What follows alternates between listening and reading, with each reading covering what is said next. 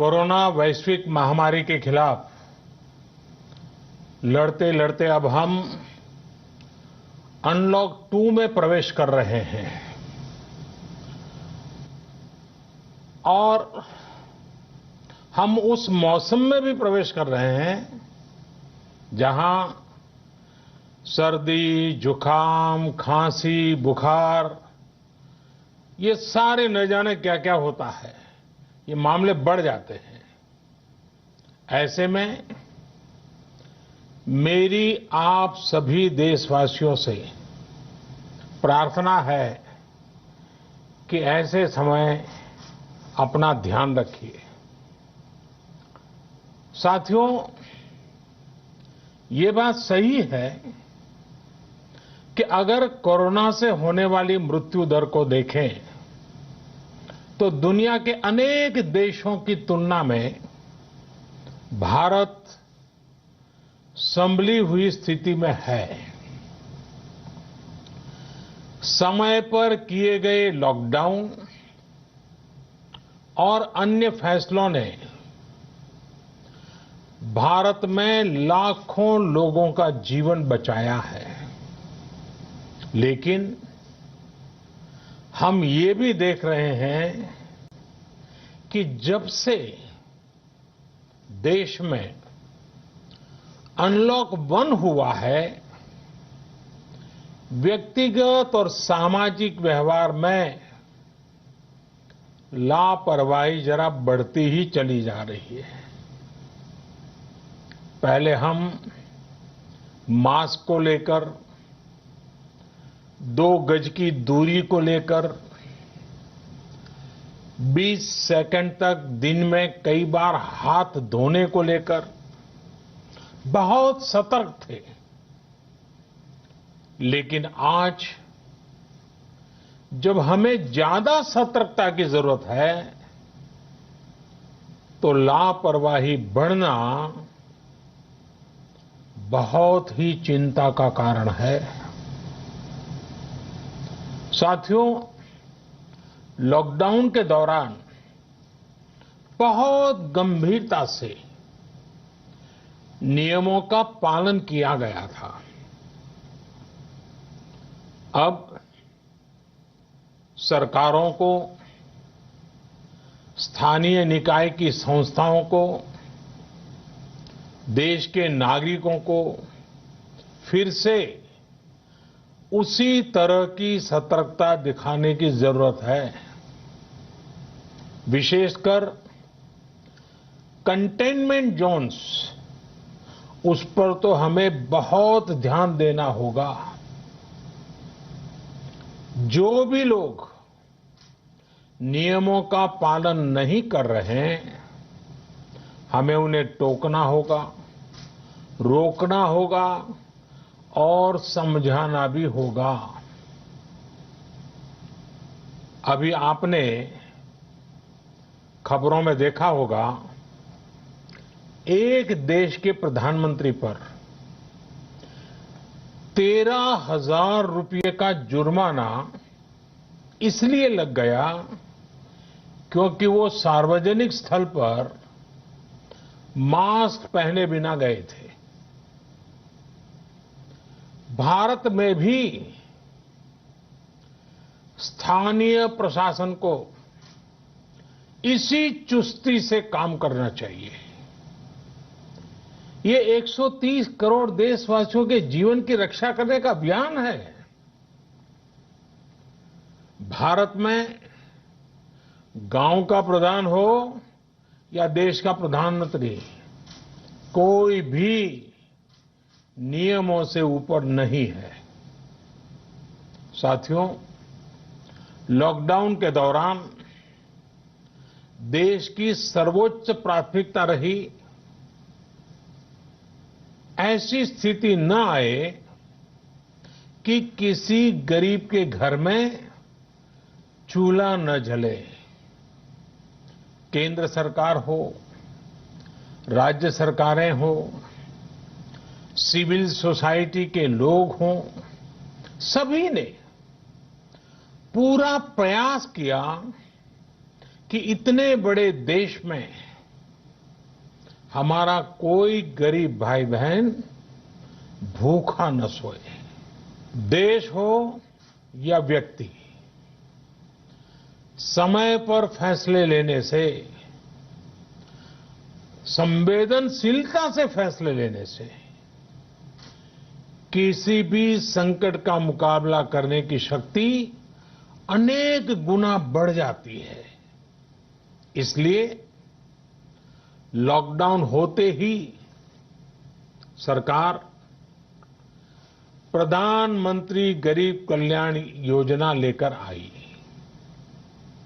इस योजना के तहत गरीबों के लिए 2.25 लाख करोड़ रुपए का पैकेज दिया गया।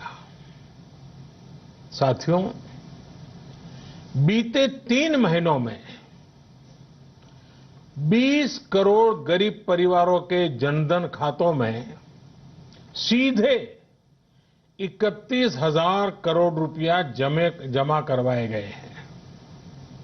इस दौरान 9 करोड़ से अधिक किसानों के बैंक खातों में 18,000 करोड़ रुपए जमा हुए हैं।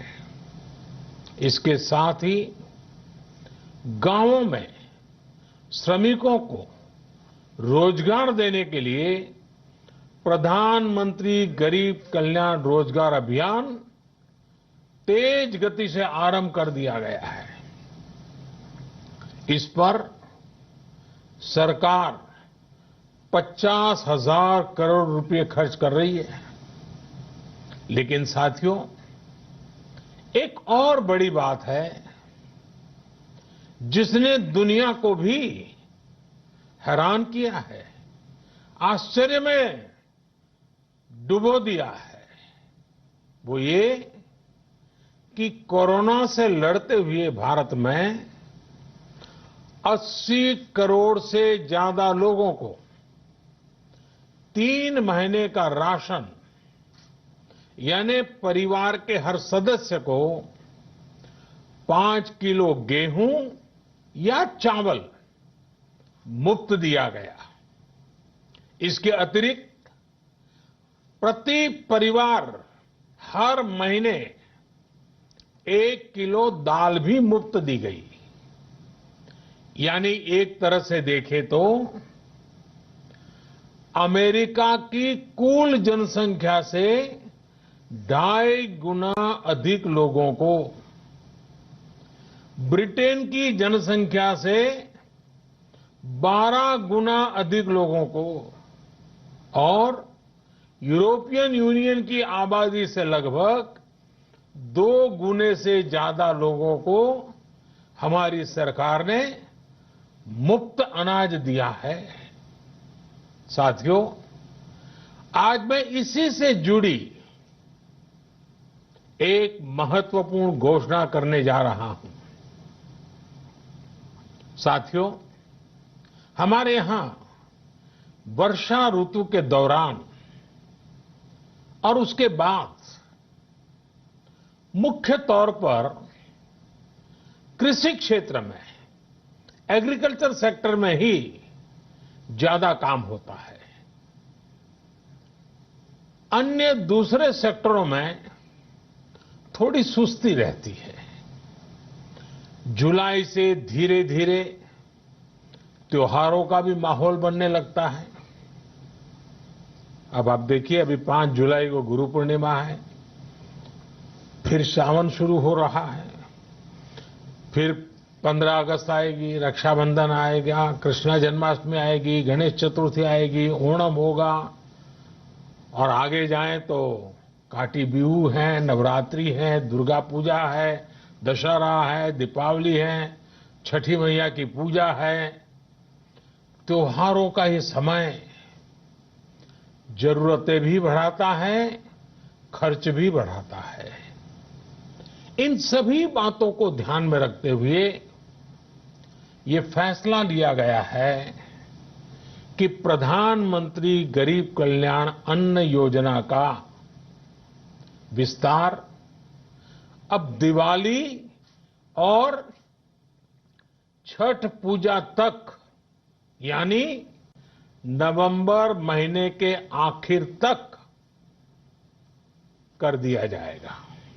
यानी 80 करोड़ लोगों को मुफ्त अनाज देने वाली ये योजना अब जुलाई, अगस्त, सितंबर, अक्टूबर, नवंबर में भी लागू रहेगी। सरकार द्वारा इन 5 महीनों के लिए 80 करोड़ से ज्यादा गरीब भाई बहनों को हर महीने परिवार के हर सदस्य को 5 किलो गेहूं या 5 किलो चावल मुफ्त मुहैया कराया जाएगा और साथ ही प्रत्येक परिवार को हर महीने 1 किलो चना भी मुफ्त दिया जाएगा। साथियों, प्रधानमंत्री गरीब कल्याण अन्न योजना के इस विस्तार में 90,000 करोड़ रुपए से ज्यादा खर्च होंगे और अगर इसमें पिछले 3 महीने का खर्च भी जोड़ दें तो ये करीब करीब 1.5 लाख करोड़ रुपया हो जाता है। अब पूरे भारत के लिए हमने एक सपना देखा है। कई राज्यों ने तो बहुत अच्छा काम भी किया है। बाकी राज्यों पर भी हम आग्रह कर रहे हैं कि इसको काम को आगे बढ़ाएं। और काम क्या है? अब पूरे भारत के लिए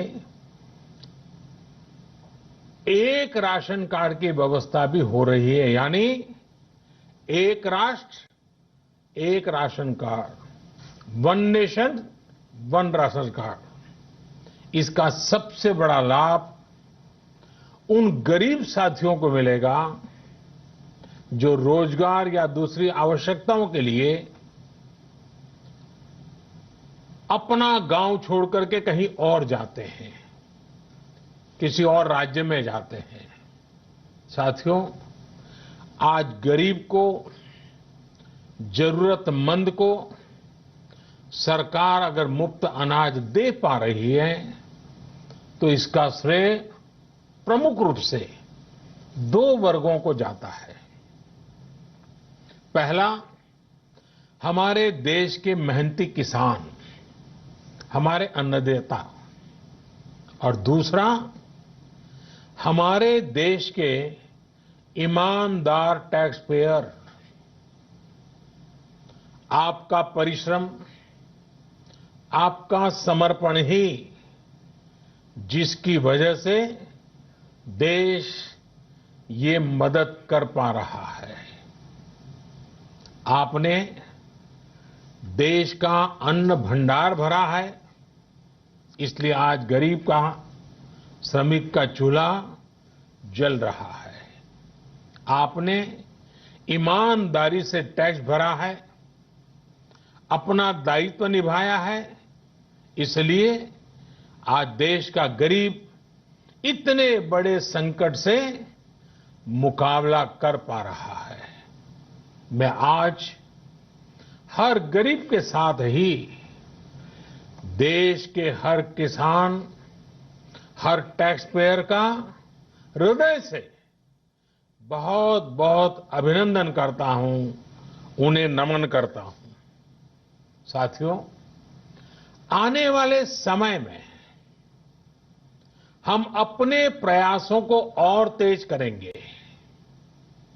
हम गरीब, पीड़ित, शोषित, वंचित हर किसी को सशक्त करने के लिए निरंतर काम करेंगे।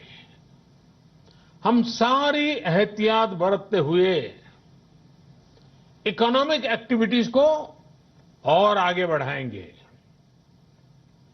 हम आत्मनिर्भर भारत के लिए दिन रात एक करेंगे। हम सब लोकल के लिए वोकल होंगे।